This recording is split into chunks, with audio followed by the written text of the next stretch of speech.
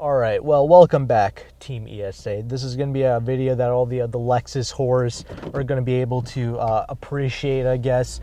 And that is why Lexus makes such a damn good car, right? Like, why is there such a following for Lexus on this channel and just in general? You know, when you see, Lexus being compared to, BMWs and all that, people are like, all the Lexus people just clamor together and they're just like, BMW's a nice car, but I'll take the Lexus any day, right? You hear that all the time. Like, why is there such, I guess, passion for a Lexus? And I'm not here to say that Lexus is the best car in the world or anything like that. Matter of fact, probably a brand new German car would probably decimate a Lexus, to be honest, in pretty much every measurable, like, performance metric, I guess. But that's not really the point. I think part of the reason why so many people in the car community, and even myself after reviewing many Lexus cars and just driving pretty much really everything from every manufacturer at this point, why I still appreciate Lexus is because, for a few things, they're engineered and designed for the streets. Yeah, a BMW would probably perform better on a track, but you can ask any of these douchebags that own a BMW, they're not taking them to a track. I just saw an M5 when I was, filming this particular car, getting some B-roll of it. He was doing donuts in a parking lot. That's about as much fun as you're going to have in a brand new M5. You're not going to take a brand new car that's like 150K plus out to a track. You're not going to do that. And second of all, these are not race cars, not even close to it. If you wanted that, you just get an aerial at them, right? If you actually wanted to go to a track.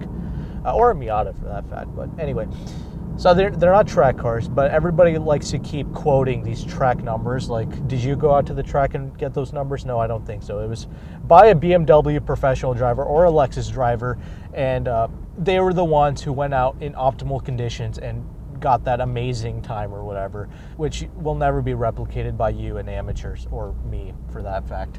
So because these vehicles are tuned so well for the street, guess what? They ride really well. This kills a 3 Series in terms of ride quality. You would need to have like a 3 Series on like 16 or 17-inch wheels for it to match this IS on 18-inch wheels.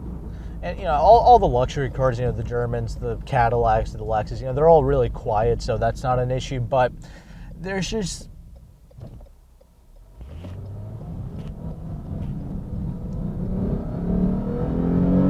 a satisfaction in piloting these cars, especially Lexus, because many of their products haven't really gone for a turbocharged variant. Yeah, I get it. Now there's like an IS200 or whatever, but this naturally aspirated V6 is just so special. When everything else is turbocharged, like, it's just so much fun to wring out a naturally aspirated engine. Lexus is very adamant of keeping that. All their F models, right? The RCF, the LC500, they all use a naturally aspirated 5-liter V8, which is very special. But many people are like, oh, but the M3 is just so much faster in a straight line. Well, yes, but even this IS350, which it's not even a F anything, just 2 seconds into the pedal, oh wow, look at that, I'm already breaking every single speed limit. So there goes that. So I don't really understand this, like, attraction towards all these like 0 to 60 numbers. Most like modern day cars are already just useless in terms of straight line performance. You're gonna be breaking every speed limit unless you're a Freemason, unless you're lawyered up, Illuminati, whatever. You're gonna be getting hella points on your license. You're gonna be getting all kinds of tickets. You're gonna go bankrupt just paying your tickets off. So an RCF and LC500, that's already overkill for everyday 45 mile per hour street driving. So there's that. And people love to, mention Lexus reliability. Honestly, I don't even care about Lexus reliability. I'm not even going to mention that because most luxury cars are leased anyway. They throw them away in 3 years. And so I don't really care about that. And really, even a new Lexus has just as many electronics and nonsense that a German car does. So actually, I don't even know what new Lexus reliability is going to look like. So I don't really care about that. This is just more so just my appreciation for how they perform out on a street. And that is just what I absolutely love about Lexus. The other thing about Lexus that is just far superior to literally every other car, and kind of what makes it just possibly the best built vehicles like ever, is that they age perfectly. There's literally this IS350 that I just reviewed has like 44,000 miles on it. You wouldn't even know. This performs like a brand new car. When you look at the seats, there is zero wear. There is not a wrinkle, not a scratch, not a nothing on here. It actually reviewed a 2014 IS350 F Sport with 99,000 miles on it, or 90-something thousand miles on it, and same thing, not a single wear, tear, scratch, nothing. Like, they just age so perfectly. And you know, the other thing is, because they actually ride really well,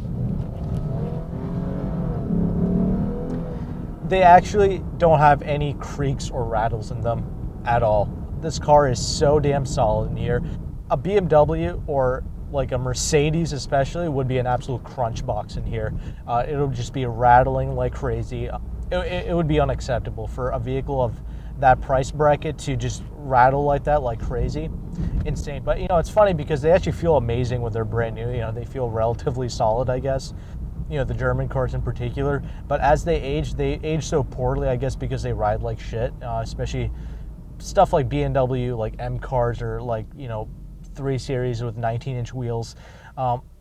They hit a pothole and they just age so badly, I guess, over time. You know, it just does not help, and it just kind of misaligns panels and stuff, and it just starts rattling like crazy over time, which is not an issue for Lexus because they're just tuned so well from the factory that they ride perfectly. And somehow this leather quality is just perfection. I don't know what they're using, possibly a Napa leather because it's just so soft. But these are the things that a spec sheet just simply can't tell you. You know, the refinement, just how well it holds up, the comfort of it, just how nicely tuned it is for the street, and just the resale value. You know, the reasons I just mentioned, plus I guess the reliability. You know, it is probably going to hold up better than most other new European vehicles.